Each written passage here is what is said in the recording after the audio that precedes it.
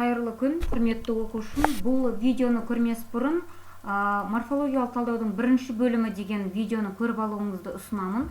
Өйткені бұл видео соның заңды жалғасы. Ал енді мен сіздерге түсіндіруді бастасам. Үстеу деген сөз табы, бұл осы жерге келген тұғымыз.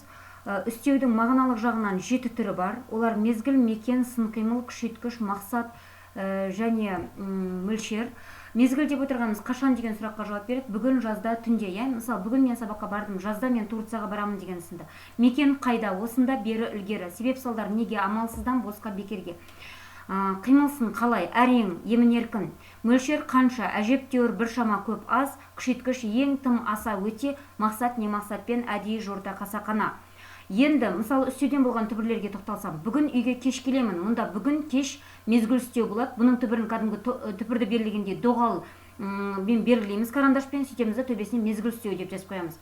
Інімнің бойы әжептәуір өсіп қалыпты. Мұнда әжептәуір деген түбірді доғалмен белгілейміз де төбесіне мөлшер үстеу деп жазып қоямыз. Яғни сөйлемде осылай кездессе, үстеулердің түбірі осындай болып кездеседі. Келесі еліктеу сөздер. Еліктеу сөздер, мысалы, балық су бетін шолп еткізді. Мұнда шолп дегеніміз еліктеу сөз.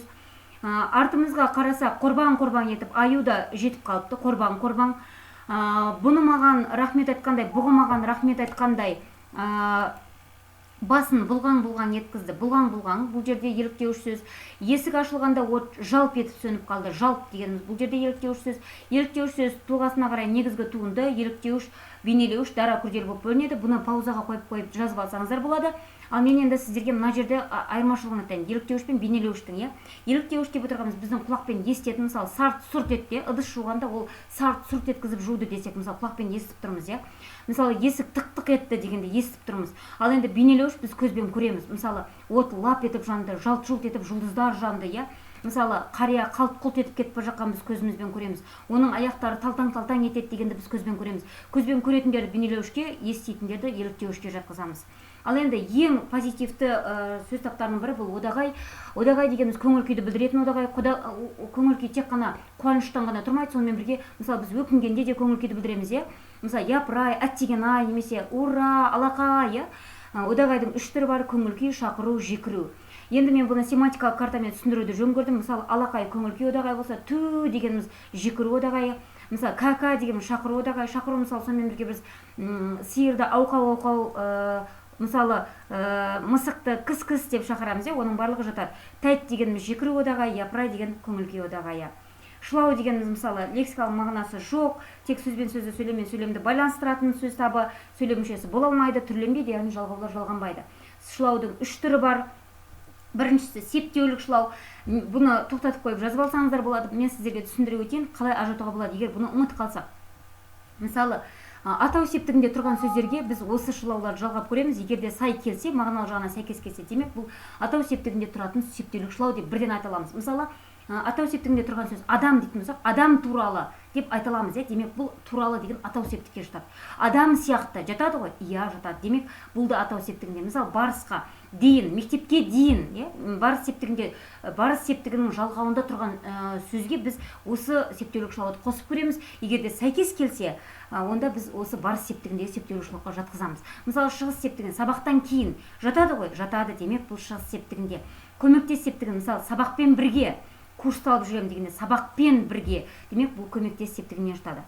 Ал ары қарай жалғаулы шылаулар: ыңғайласты, қарсылықты, себеп салдар. Өте оңай ыңғайласты деп отырған сөзбен сөзді байланыстырады. Мысалы, сабақпен курсты қатар алып жүреді. Сабақпен, немесе сабаққа барамын және үйге қайтамын деген сынды. Сабаққа барамын және курсқа барамын, бұл жерде және дегеніміз арасында жалғап тұр. Қарсылықты, мысалы, бүгін саябаққа барғым келді, бірақ ауа райы жақсы болмады деген сынды, Себеп салдар: мен бүгін сабаққа бармаймын, неге десеңіз, менде олимпиада бар, Талғаулықта. Мен барамын, сен бар, таңдауды білдіреді. Бірде менде курс болады, бірде менде жүзуге баруыма тура келеді деген сынды. Демеуліктіні жазып аласыздар, құрметті оқушылар.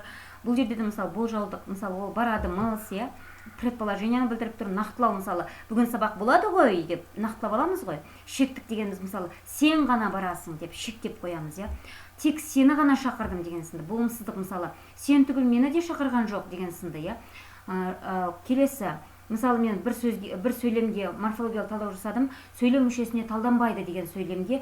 Бұл жерде сөйлем деп отырған мен түбірді қызылмен, жалғауды жасылмен, жұрнақты көкпен белгілеп қойдым. Сөйлем дегеніміз түбір, мүшесіне деген сөзде мүше дегеніміз түбір, с дегеніміз тәуелді жалғаудың үшінші жағы, не дегеніміз барыс септігінің жалғауы. Міне жалғаулар. Талданбайды дегенде талда деген етістік түбір, н дегеніміз сөз тудырушы жұрнақ, ба дегеніміз болымсыз етістіктің жұрнағы, и дегеніміз көсемшенің жұрнағы, д дегеніміз жүктік жалғауының үшінші жағы, жалғау. Көмекші есімдер, құрметті оқушылар. Предлогтар орыс тіліндегі мысалы в, на, под, над деген ережесін оқып аласыздар. Мысалы алт, арт, қас, маң, аст, жан, іш, сырт, түп, бас деп кете береді. Енді бұған мысалдар, мысалы ауылдың шеті, бұл жерде шеті дегеніміз көмекші есімдер. Екі көшенің арасы дегеніміз көмекші есім. Екі партаның ортасы дегеніміз көмекші есім. Қыстың басы дегеніміз көмекші есім.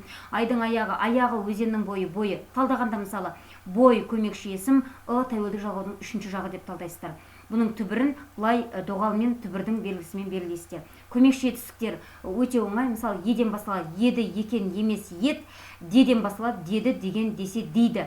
Мысалы ол бүгін киноға барамын деп еді дегенде деп көмекші етістік, еді көмекші етістік деп былай түбірдің белгісімен төбесіне көмекші етістік деп жаза қоясыздар. Құрметті оқушылар, мен ойлаймын сіздерге түсінікті болды деп.